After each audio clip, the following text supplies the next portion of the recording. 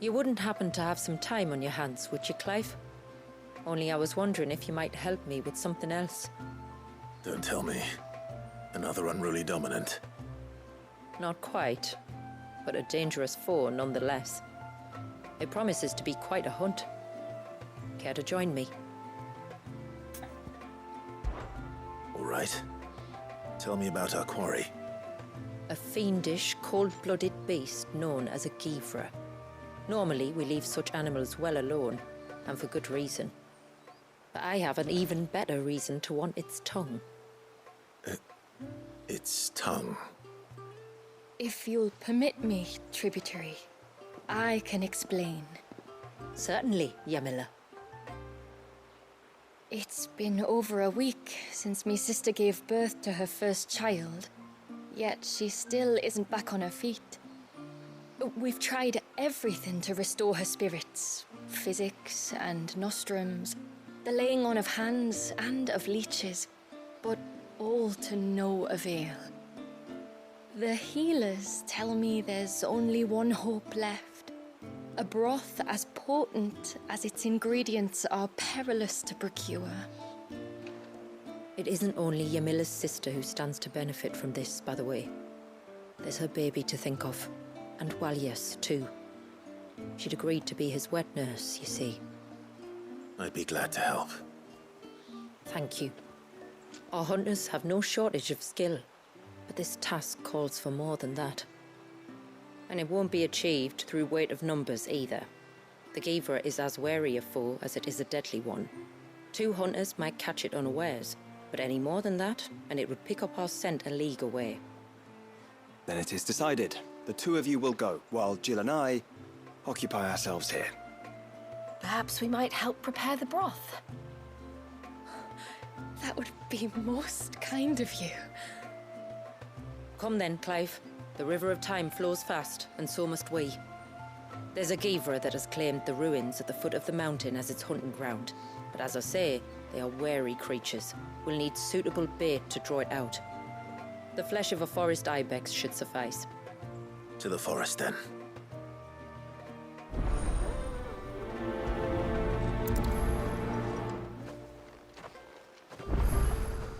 There's nothing a Givre loves more than a fat haunch of ibex. There speaks the voice of experience. Do you hunt often? Since I was a girl, my father would take me. Then after he returned to the sea, Yamila's father. Our families have always been close. Even if her sister wasn't Walias's wet nurse, I couldn't stand by and watch her suffer.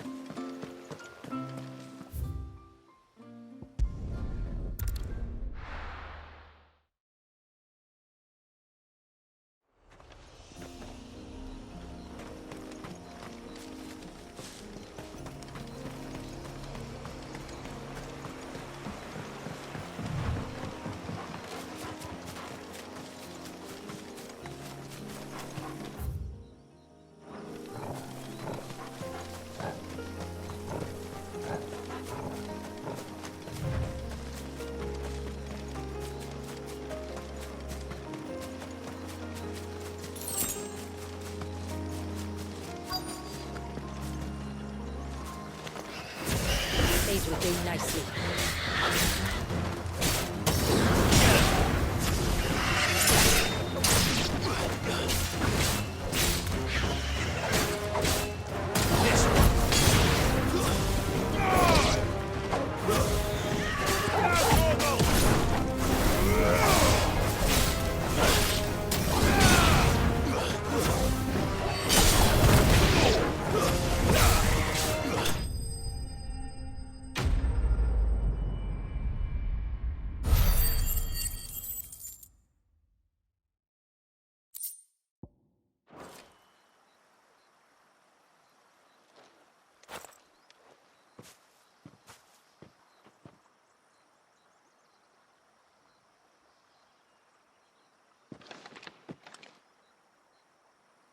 Return to the sea, and to the clouds rise again.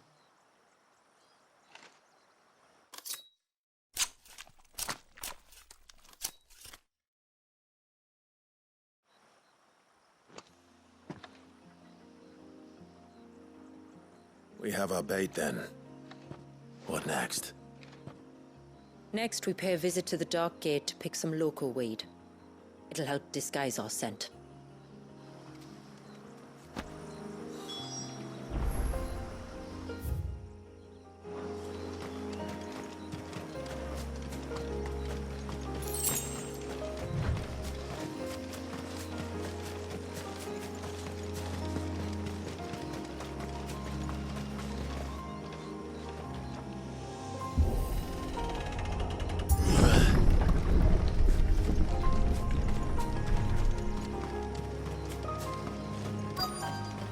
There should be a sprig or two of local weed growing somewhere around here.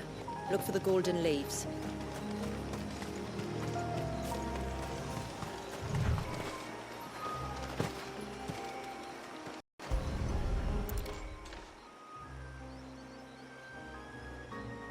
Is this it?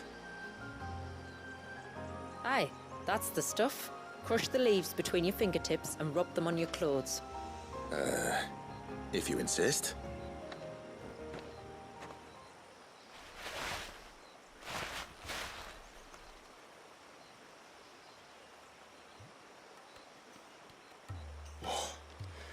You could have warned me about the smell. Like corruption, isn't it? We'll have an honor guard of flies before long. But it'll stop the Givra from noticing us. Its nose will tell it we're nothing but a feast for worms. Oh, I feel so much better. We can wash it off afterwards.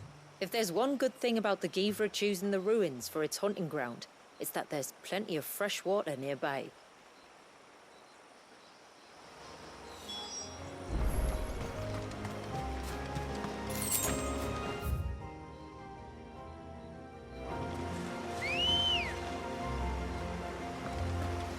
Good girl. Fly, Ambrosia.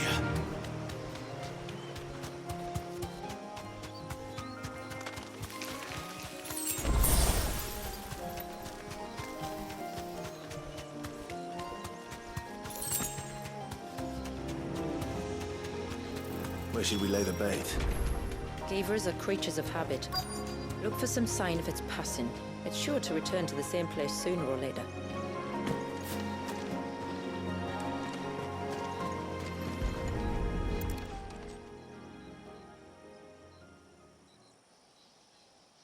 Marking its territory. Something was. A curl, maybe.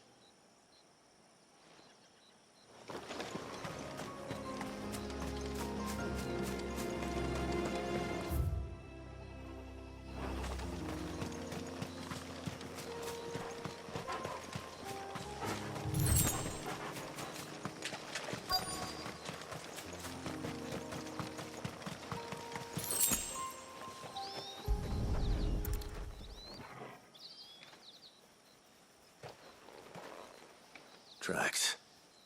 But I assume they're too small to belong to a Givra. You're right. They're barely big enough to belong to a Givra's breakfast.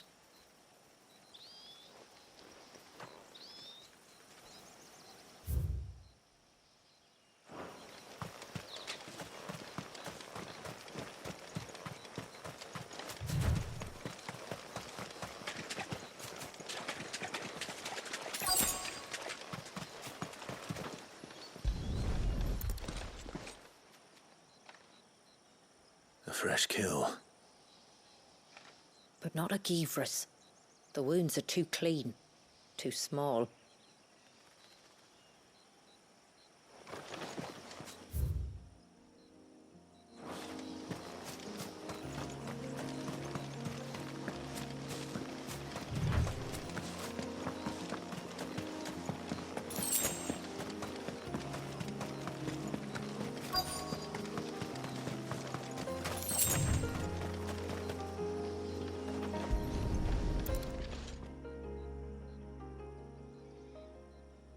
These look like a predator's tracks.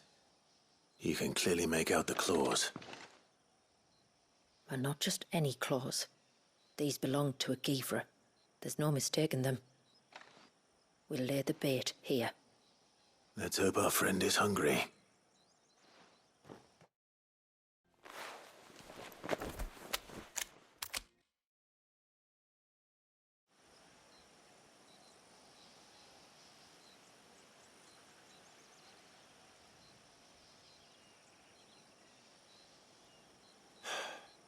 Still no sign. Patience, Clive. Hunting's not something you can rush. Have you stalked these beasts before? Once. Geevers are fast, so the job called for a bearer. But even with my knack, it was a close-run thing. Not many leaders would take such risks for their people. Says the man who battled an Eikon to save a boy he barely knew. It is the way of the moats of water to use what gifts we've been given for the good of all. And I gather it's your way too. It was Sid, the man whose name I bear. He fought for his people and their future with every fiber of his being. I'm just following in his footsteps. In many ways, you remind me of him. Me? You're confusing daring with desperation. Quiet. Something's coming.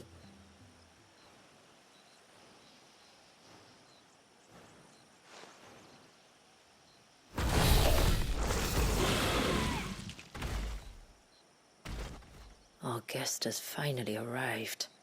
Shall we greet him? It'd be rude not to.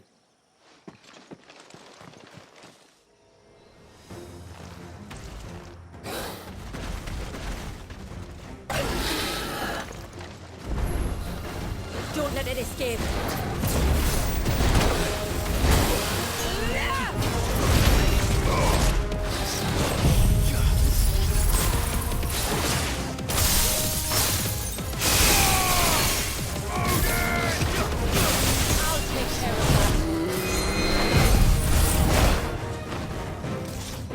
That's better.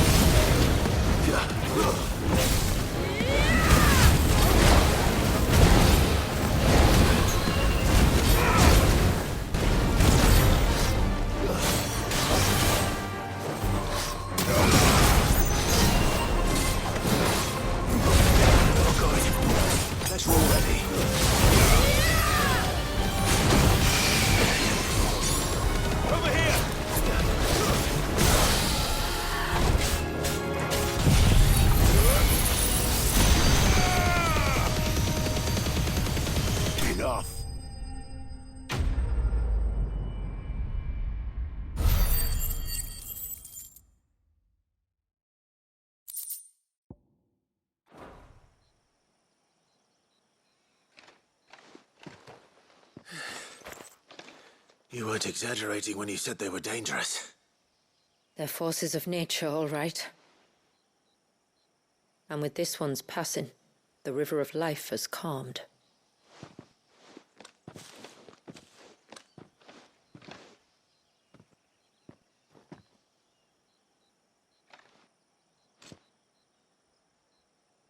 O roaring torrent, son of storms, may your spirit run free in the open ocean.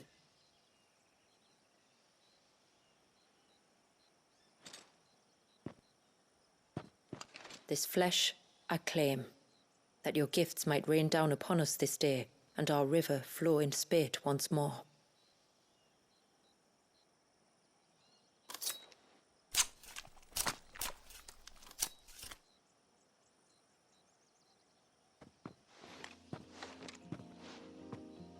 Well then, let's return to the village. We must get this tongue to Yamila before it spoils.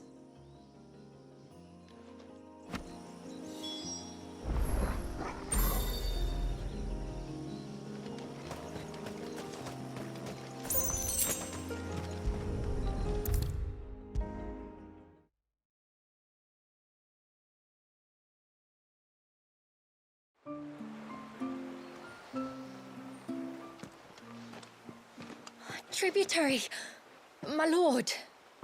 Did all proceed as planned? It did. Here. One Geaver tongue, as promised.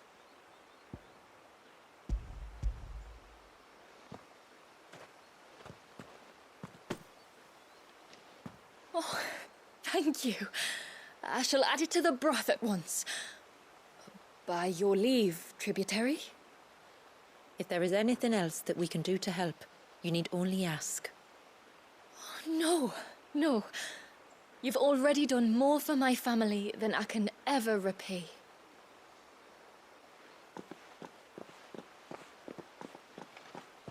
Just as you have, Clive, for my family. I only regret that I have nothing to offer you in return but my gratitude. It's more than enough. Besides, I'm no less grateful to you. For what? For welcoming my friends and I into your midst. For showing us how your people live.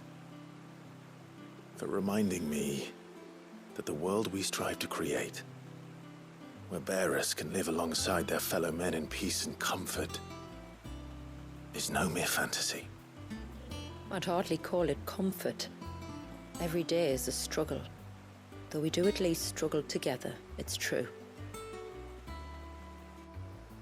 As must we all. I only ask that you remember the cost of using your gifts as a bearer. I know that you feel it's your duty to do whatever you can to help your people. But you have a child to think about now. And Wallis has lost enough. I shall bear that in mind. That's all I ask. Oh, and if there is anything else that we can do to help, well, you know. Thank you. Truly.